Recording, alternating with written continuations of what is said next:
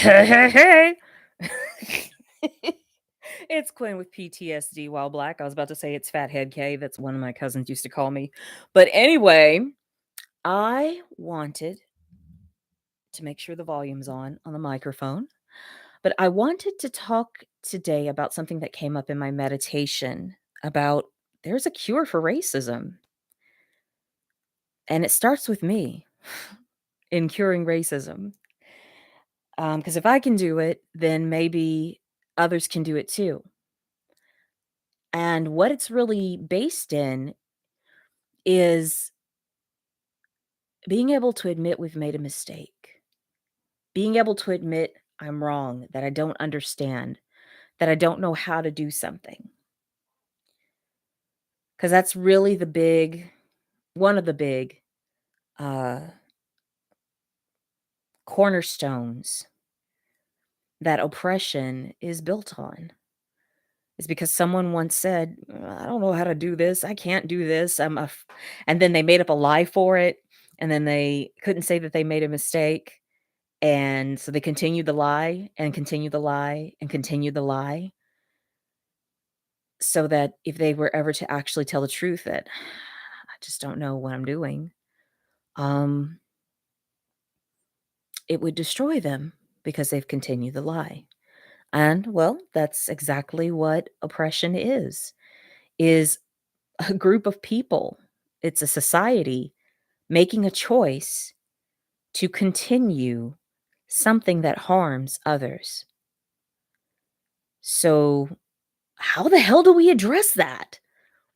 And as I was focusing on myself, on the ability, because as Black people, we have internalized racist oppression, which is what society has done to us. And we also have internalized white supremacy, where we are trying to escape the things society has done to us using the same tools that white people have used for years. And that's including things like ignorance or misinformation, not acknowledging or correcting the past, paternalism, making decisions for others. Um, so we do it too. And so I have to start with me. And I'm calling this out for people of color because it starts with us. We're the ones who are definitely on the receiving end of the pain caused by oppression, racist oppression. At the same time, I do see how continuing the lie of racist oppression also harms white people because it really denies you of your truth, of who you really are and what you can really do. That was a confirmation fart from my husband. He's white. Um, so it's really looking at how we're all harmed. So how the hell do we address that, right? And the thing that came up, and this is just a regular meditation that was given to me for my PTSD, which is to, um, if I put one hand over my heart and just check in with my body and feeling that fear of being wrong, the fear of making a mistake. Ooh. And then put your hand on wherever that shows up in your body. For me, it's coming up in my stomach. The fear of being wrong and making a mistake. And just see the color that it is, whatever color it comes up as. And does that sensation, that feeling, does it move?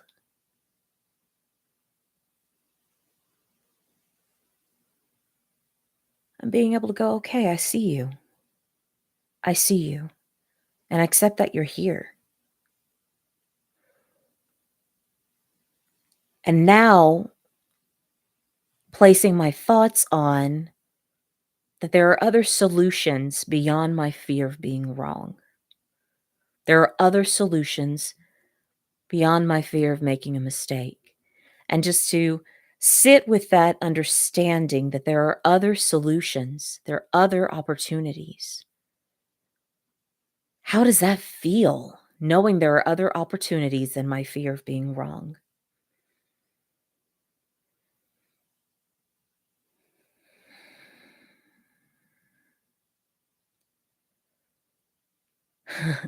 It's joyful, relief for me. And then just where does it appear in my body? And it's kind of over my chest. That relief, it's a green color for me. A marbled green because I was just holding a green stone earlier. That's what came in. Relief. But what you experience is what you experience, and it is your truth, and it is your reality, and it is valid. And you don't have to do anything else from here. Just own that the fear is there. Okay.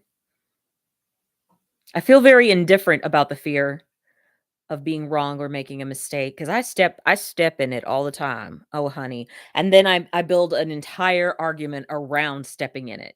But it's a lot easier to just go, I'm afraid of being wrong. I'm afraid of making a mistake. And what we often do is how based on how our parents or how our family reacted when we were wrong or when we made a mistake.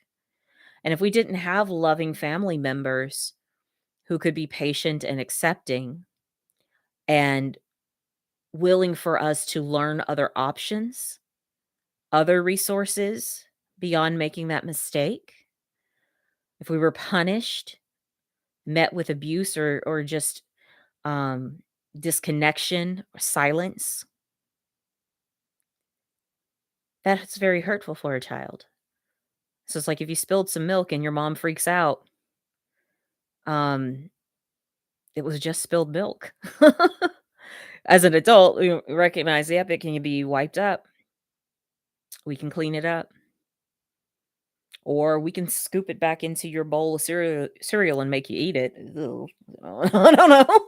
Um, but it, it's just that we have different choices, and being aware that there are different choices is the key. And being able to forgive ourselves for making these mistakes. And so when I think of, I'm going to talk about it, the gang stalking situation, forgiving myself for letting these people have any power in my life. And can I forgive them? That was the other thing too, is like as my husband and I were watching kitty cat videos, because I love kittens. Um, we were watching kitten videos, and I just had the sudden thought of like, wow, if I view the people who hurt me as kittens gnawing on your hand, they're just doing what they do. You know how kittens will just wobble around and then suddenly they're practicing their attack and they're pouncing and they look absolutely ridiculous while doing it. But they're just doing what they do. And if I view the people who choose to participate in ignorance and misinformation or continuing oppression, if I choose to view them as I would view a kitten wobbling around, teetering, trying to show off its little skills or trying to harness its little skills, I can't hold on much anger. And it's like that line, I guess it's from the Bible, I think. Forgive them, Father, for they know not what they do. Forgive them. Yeah, they don't know what they're doing on a deeper level because they have not acknowledged what is their fear of making a mistake. What is their fear of being wrong? And so I can just laugh. And it it takes a while for me to think of the people who have tried to keep me from having a children's entertainment business, who've tried to stop me from doing my balloon art or to stop me from singing or voice acting. They don't want me to earn for whatever reason, and I think it's just really their fear and internalized racism and not addressing it, not naming it and calling it out or challenging it. Um, that I think that that's their particular reality, and they get to deal with it. But I can forgive them because they don't know what they're doing, because they haven't stopped to possibly have a relationship with themselves. Okay. and I can keep on moving because I have to continue to be of service to my community. I have to continue to show up for those that I love. And so that's a rather um interesting take on things for me, that I don't have to react, respond. I don't have to do anything. I can forgive, but I don't forget the lessons that I've learned, and I don't forget the ways that I've learned to protect myself and to not be responsible for what they do. I don't know if you can hear it, but my husband's singing in the bathroom, and that is hilarious. And farting.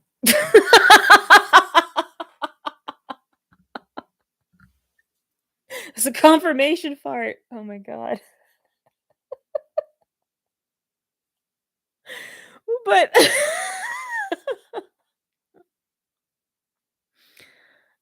there are choices.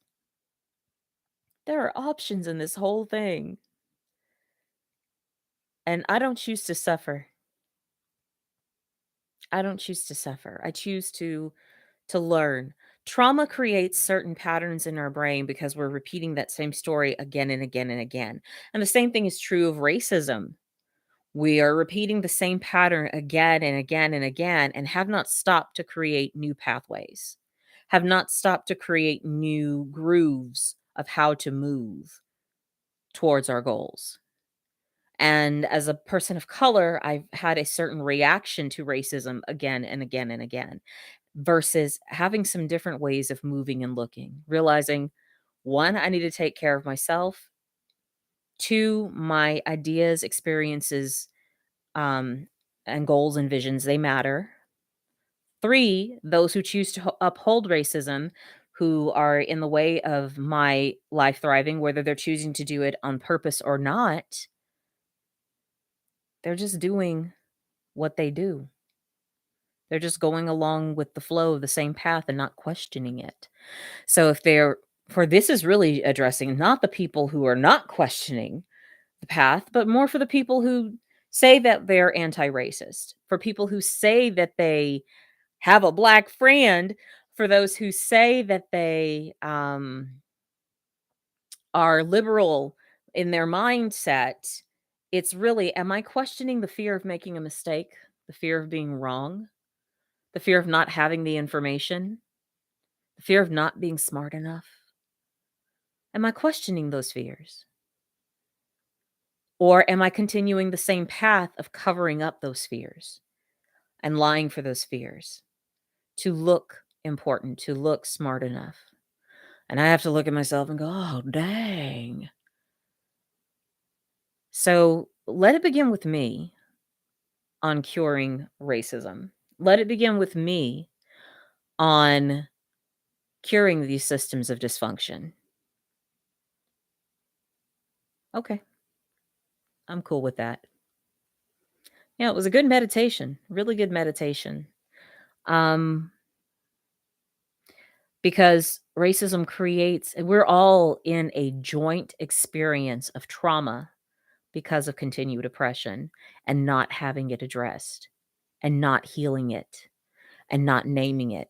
Generational trauma is real, and it does create certain chemical responses in the body that can get passed down throughout the generations to your children and your children's children. So we've got, though we weren't there to initiate the hateful acts that have happened from our ancestors, or though we weren't there to receive those hateful acts, it is in our blood. It is in our bones. We have inherited it. And when having an inheritance, we have a responsibility in dealing with it. And so, what is the responsibility we will choose to take? Will we choose to continue to ignore it? Or will we take the responsibility of addressing it? Thinking of inheriting an old rundown house. Are you going to tear it down completely? Are you going to try to live in it, even though it's got holes in the roof or whatever, and just make do? Or are you going to repair it, build it up, We have choices, like I opened with. We have opportunities that are available. So, what will we do?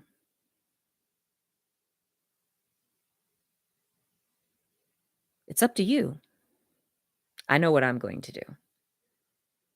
I'm going to name my fears. I'm going to own my part in continuing these systems of dysfunction.